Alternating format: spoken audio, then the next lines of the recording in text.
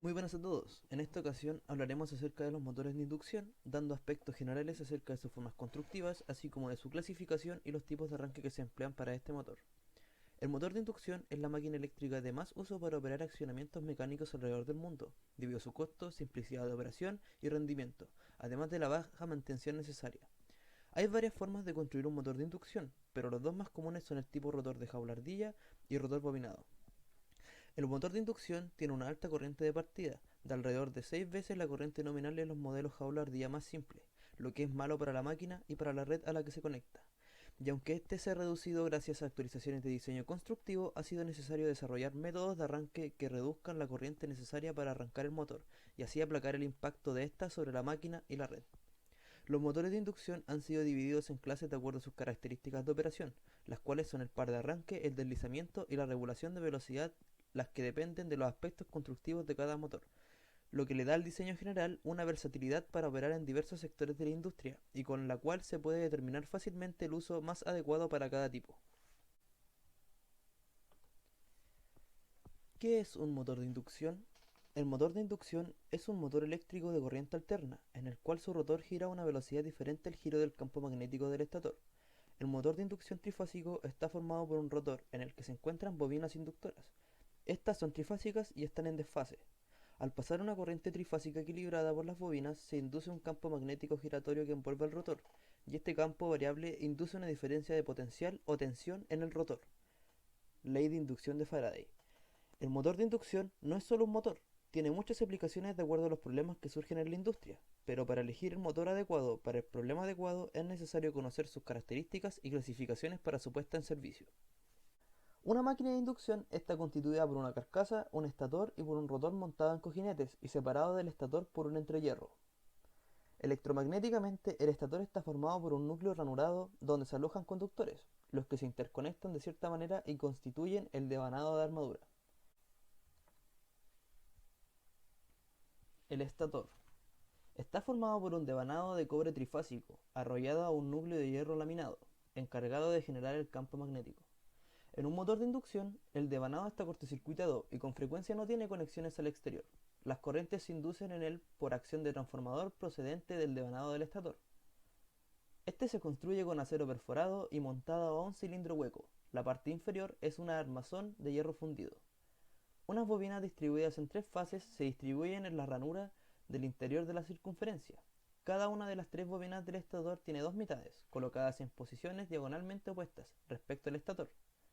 El sentido de enrollamiento de las bobinas es tal que, cuando la corriente pasa a través de ellas, se induce un campo magnético a través del rotor.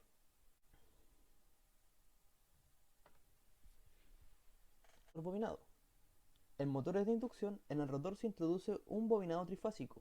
El bobinado del rotor se puede conectar al exterior por medio de escobillas y anillos rozantes.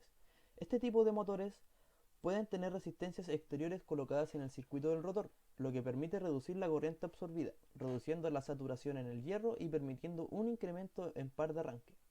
A medida que la velocidad del rotor aumenta, el valor de la resistencia se reduce hasta llegar a cero, lo que permite mantener un par alto.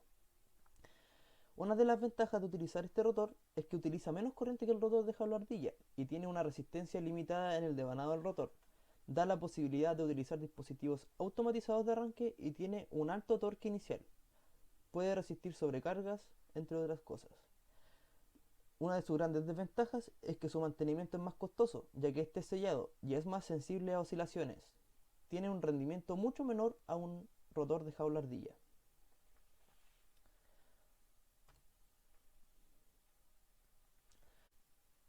Rotor jaula ardilla. En este tipo de rotor, las barras conductoras no están aisladas del núcleo. Estos se constituyen con una ligera inclinación en relación a su eje, lo cual minimiza el efecto de ruido y la variación del campo magnético.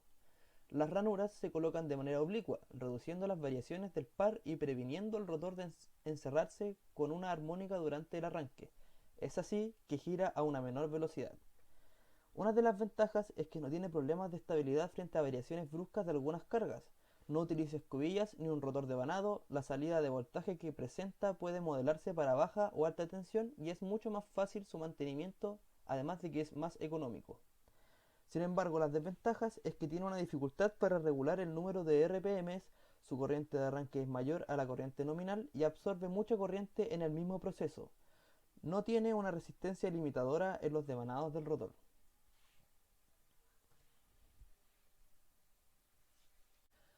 Ahora procederemos a hablar acerca de su clasificación. La National Electrical Manufacturers Association, o NEMA por sus siglas en inglés, ha desarrollado un sistema de identificación con letras para los distintos motores de inducción respecto a su norma de diseño, identificadas por una letra. La siguiente tabla resume todas las propiedades de la construcción eléctrica y mecánica del rotor de motores de inducción. Si bien podemos apreciar, en la tabla se ven distintas clases que van desde la A hasta la E. A continuación ahondaremos más en el tema. Motor clase A. El motor clase A es un motor de jaula ardilla normal o estándar, fabricado para uso a velocidad constante. Este posee un par de arranque bajo, con un deslizamiento superior al 5% durante su valor nominal. La corriente de arranque puede ser de 5 a 8 veces su valor nominal, por lo que ha caído en desuso con respecto a la utilización del motor clase B, pero presenta un rendimiento mucho más alto. El uso de este motor se encuentra en bombas, ventiladores, así como en herramientas de taller con valores de hasta 6 kW. Motor clase B. También conocido como motor de propósito general, es el tipo al que pertenecen la mayoría de los motores de inducción en la realidad. Las ranuras de este motor están embebidas algo más profundamente que el motor de clase A, lo que tiende a aumentar la reactancia de arranque y la marcha del rotor, reduciendo así su corriente de arranque y manteniendo un par similar a la clase A. La corriente de arranque de este motor se considera menor a un 25%, aunque su rendimiento es ligeramente inferior al de clase A. Su menor corriente de arranque lo ha hecho reemplazar a los motores de clase A en la mayoría de sus aplicaciones. Este motor se usa para todo lo que se usaría un motor de clase A, y es el motor más usado en la industria, por lo que posee diversas aplicaciones a nivel industrial. Como podemos ver en la primera imagen, se presenta una bomba centrífuga de impulsión, que se utiliza a nivel industrial. Y en la segunda imagen podemos ver un ventilador centrífugo que igual se utiliza a nivel industrial. Motor clase C. El motor clase C tiene un rotor de doble jaula de ardilla y desarrolla un gran par de arranque. Debido a esto, acelera rápidamente, pero no disipa bien el calor generado cuando se le aplican grandes cargas. Tiene un par de arranque elevado, 2 veces el par nominal, una corriente de arranque baja, y el par nominal se encuentra con valores de deslizamiento superiores al 5%. Cabe destacar que no poseen una regulación de velocidad muy buena como los motores de clase A y B, y son utilizados para condiciones de arranque que son más complicadas. Su par máximo es menor a los motores de clase A. Los motores de clase C son convenientes para conducir los transportadores, trituradoras, para el uso en compresores, entre otros. En la imagen adjunta podemos apreciar un compresor de pistón, el cual emplea un motor de esta clase. Motor clase D. También conocidos como motor alto par y alta resistencia, debido a que las barras utilizadas en este motor son de alta resistencia, las cuales se posicionan en la parte superior o cercanas a la superficie, o están puestas en ranuras de diámetros pequeños. La relación de la resistencia y la reactancia del rotor son mayores a las clases anteriormente nombradas. El arranque de este motor es 3 veces mayor al par nominal, con una corriente de arranque de 3 a 8 veces la nominal. Este está diseñado para un servicio de arranque pesado, sin embargo posee el mismo problema que presenta el motor de clase C. Al tener una sección transversal pequeña y su deficiente capacidad para la disipación de calor, no son recomendables para arranques frecuentes. Son utilizados principalmente para cargas como cizallas o troqueles, que necesitan un alto par con aplicación de carga repentina. Posee la peor de las regulaciones de velocidad de entre todas las clases nombradas. Como podemos apreciar, en la figura se presenta un troquelé, que es la carga ideal para uno de estos motores de clase D. Motores de clase F, o también denominados de doble jaula y bajo par, los cuales son diseñados como motores de baja corriente de arranque debido a que es el que menos corriente necesita. Estos motores poseen una resistencia muy alta en el rotor, en el devanado de arranque y el de marcha. Además de tender a aumentar la impedancia de arranque y de marcha, estos tienden a reducir la corriente de marcha y de arranque. Este motor fue diseñado como un reemplazo al motor de clase B, produce pares de arranque de 1.25 veces el par nominal y bajas corrientes de arranque de 2 a 4 veces la nominal. Estos se fabrican con motores de mayor tamaño, de unos 25 caballos de fuerza, para servicio directo de la línea. Debido a la resistencia del rotor, que es relativamente alta de arranque y de marcha, estos motores presentan menor regulación de velocidad que los de clase B, una baja capacidad de sobrecarga y en general una baja eficiencia de funcionamiento. Sin embargo, cuando arranca con grandes cargas, las bajas corrientes de arranque eliminan la necesidad de implementar un equipo para voltaje reducido, aún en los tamaños más grandes. En la imagen adjunta podemos apreciar a un ventilador centrífugo que se utiliza a nivel industrial. Lo mismo que podemos apreciar en la clase B, debido a que esta clase fue un reemplazo para los motores de clase B. Ahora procederemos a hablar acerca del arranque de un motor de inducción. En el arranque directo de un motor de inducción se detectan los siguientes tres problemas fundamentales. El primero es un exceso del par aplicado. Durante el arranque directo se producen una serie de oscilaciones bruscas del par a medida que aumenta la velocidad. Este exceso de par puede ocasionar shocks mecánicos, deslizamiento en las correas y estrés en las transmisiones. También puede producir golpes de ariete en las canalizaciones conectadas a bombas, y el arranque directo es básicamente un arranque bastante incontrolado. El segundo de estos problemas corresponde a la sobrecorriente que circula en el motor. La corriente de arranque es aproximadamente 6 veces la corriente nominal. Esto es debido a que en el arranque el deslizamiento es máximo y el motor se comporta como un transformador con el secundario en cortocircuito. Esta sobrecorriente puede ocasionar caídas bruscas de tensión en líneas con poca capacidad. Además, la máquina deberá estar con sobreprotecciones para aguantar esta corriente, lo que es bastante caro. El tercero de estos problemas, y el último, es el calentamiento adicional del motor. El calentamiento del rotor es mayor durante el arranque, ya que su resistencia efectiva se incrementa en relación a su funcionamiento normal. Esto debido al denominado efecto piel, que concentra la corriente en la superficie de las barras del rotor. El sobrecalentamiento del rotor puede ser importante tras varios arranques consecutivos o con cargas de inercia elevada y puede llevar a fundir los bobinados del rotor o las barras del rotor. Debido a los problemas anteriormente mencionados, es por lo que existen distintos métodos de arranque. Los métodos de arranque que se analizan a continuación permiten minimizar el impacto de la corriente de arranque, reduciendo la tensión, pero sin modificar su frecuencia. El primero de estos métodos es el método de arranque directo. A pesar de los inconvenientes que genera la partida, sigue siendo una opción viable para motores pequeños y, como su nombre implica, consiste en partir el motor a voltaje nominal, es decir, conectarlo directamente a la red. Es la forma más fácil de partir un motor asincrónico, y si el motor no es demasiado grande, no tendrá un efecto real en la red. En la siguiente imagen podemos ver el diagrama de fuerza y el diagrama del controlador del arranque directo. En el diagrama de fuerza básicamente podemos ver los interruptores termomagnéticos, el contactor principal, el relé térmico y el motor de inducción trifásico. En el del controlador tenemos lo mismo, una llave termomagnética, la cual dará el paso a la energía, además de un pulsador de encendido y un pulsador de apagado. Tenemos la bobina del contactor, la cual permite que los contactores principales puedan alimentar al motor. En el caso de una falla, podemos presionar sobre el relé térmico, lo cual generará una sobrecarga que hará que la corriente aquí no pase. Se abrirá este paso y se cerrará el 97 y 98, dándole paso hacia la alarma de la alerta roja o de alerta de falla.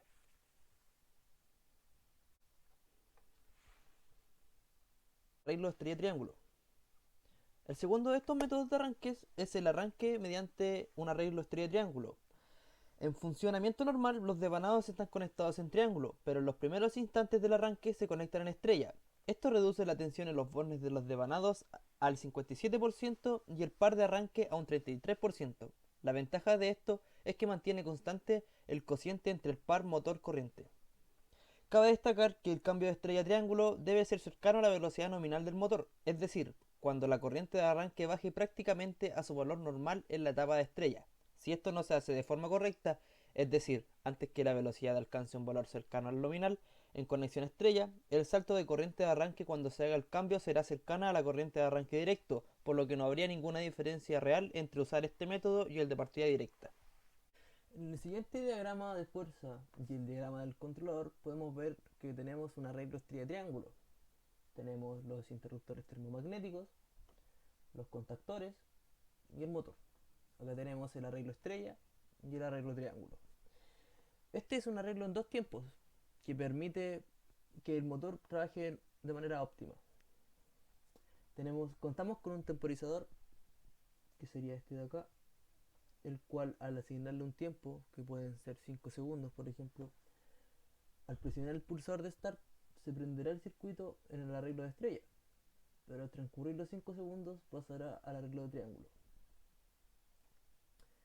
Con esto podemos detener el paso de la corriente y ese básicamente sería el funcionamiento de este arreglo. Este arranque que veremos sería el arranque con variación de frecuencia. Este consiste en la posibilidad de controlar la velocidad de un motor de inducción variando la frecuencia de la tensión de alimentación, cambiando el número de polos o el deslizamiento.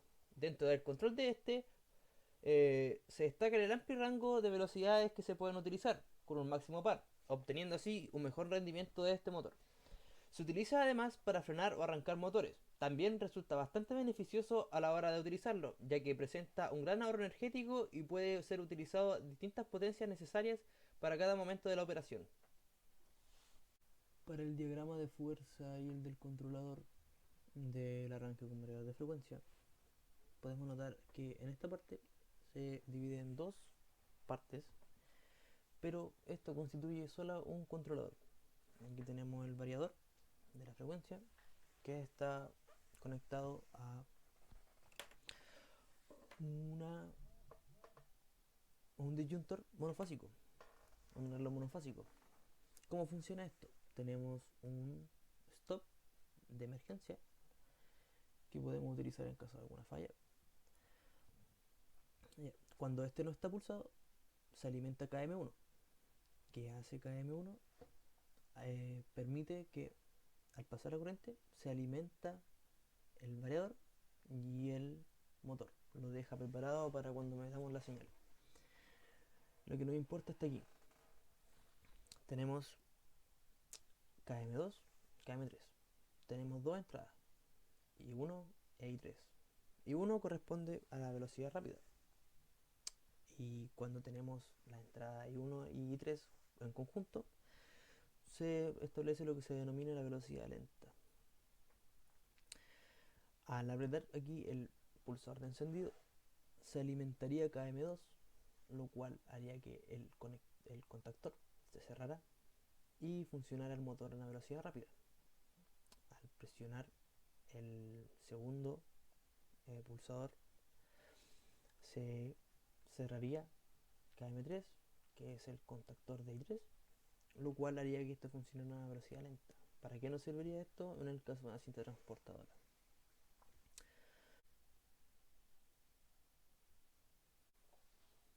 Un arrancador electrónico funciona de la misma manera que un autotransformador, pero de manera mucho más suave, debido a que la naturaleza programable de estos puede escalonar saltos de voltaje de manera mucho más suave, reduciendo la fatiga de material de todos los elementos involucrados. Estos consisten básicamente en un convertidor estático, que permite el arranque de motores de corriente alterna de manera más suave con aplicación progresiva de tensión, manteniendo la corriente de arranque en la línea cercana al valor nominal durante la mayor parte de la partida. La posibilidad de arranque progresivo además se puede utilizar para detener el motor, de manera que vaya reduciendo la tensión hasta el momento de su detención. Estos arrancadores ofrecen selección de parada suave, evitando por ejemplo los dañinos golpes de ariete en las cañerías durante la parada de las bombas. Para este arranque tenemos el siguiente diagrama. Aquí tenemos nuestros correspondientes disyuntores o interruptores termomagnéticos, nuestros contactores y nuestro arrancador de estado sólido. Nuestro motor para finalizar el diagrama de fuerza. Y aquí la parte interesante. Tenemos un pulsador de stop, como ya es bien conocido, un pulsador de encendido y una bobina, además del módulo de mando para nuestro arrancador. ¿Cómo funciona esto? Al levantar las llaves se genera el paso de la corriente hasta A1, pero eso no hará que funcione nuestro motor. Para que funcione nuestro motor tenemos que presionar el pulsador de encendido lo cual energizará la bobina y este contactor se autosostiene además de alimentar la entrada de nuestro módulo de mando. Al activar la bobina se activa el paso de energía a través de los contactores, lo cual activa nuestro arrancador y posteriormente empieza el funcionamiento de nuestro motor trifásico.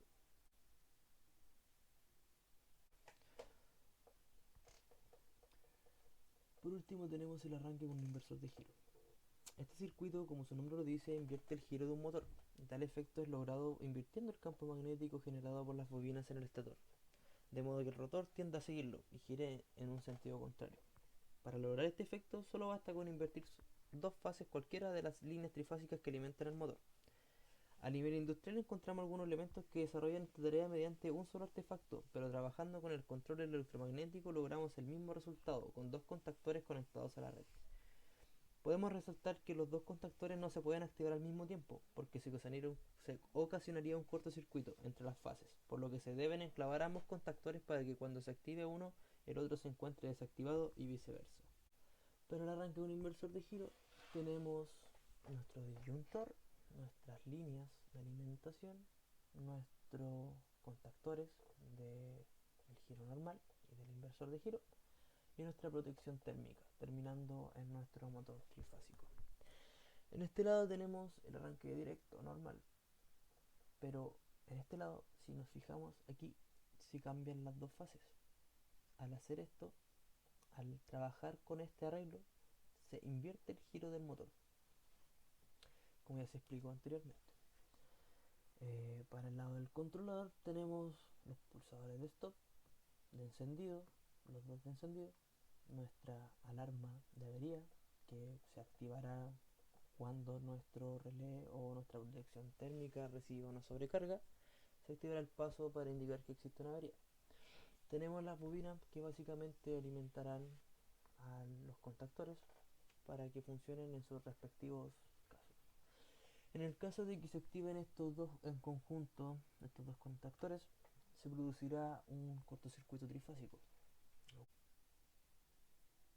De acuerdo a toda la información obtenida, podemos concluir que la máquina de inducción es utilizada principalmente como un motor debido a que sus características y versatilidad le permiten transformar la energía eléctrica en energía mecánica de manera bastante eficiente.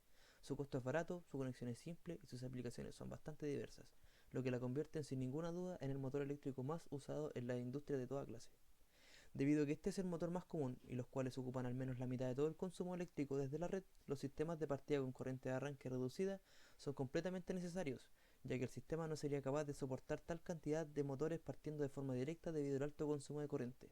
En general, el motor de inducción es uno de los componentes fundamentales de cualquier industria y es la máquina que hace posible la producción masiva de todo tipo de objetos, manteniendo los precios accesibles para la población en general.